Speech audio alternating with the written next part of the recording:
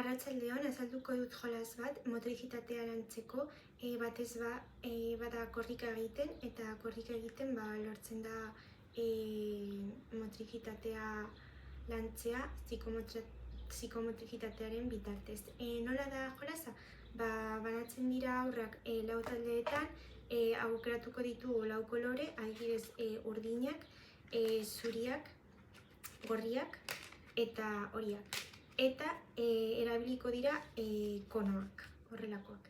Orduan, lau taldeetan banatzen dira, lau koloretakoak, kolore bakoitza talde bat da, eta lurrean jartzen dira kono honetako multzoak, jarri 10 arte edo 20 arte multzoak horrela dira.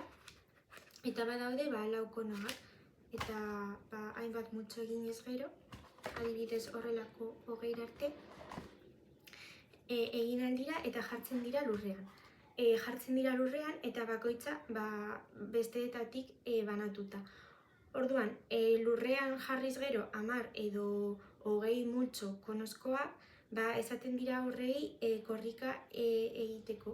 Eta jarri behar dutela goian bere kolorearen taldea.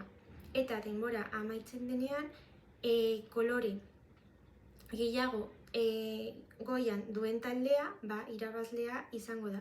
Hau da, 20 konoetatik 15 urdina badira, urdinak irabazi dute. Izan aldira gorriak, horiak edo zuriak. Eta horrela bada jolasa.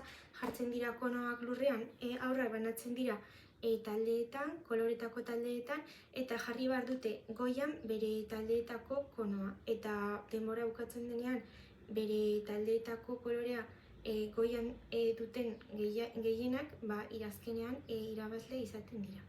Eta hau da psikomotrikitatea lantzeko jolasa.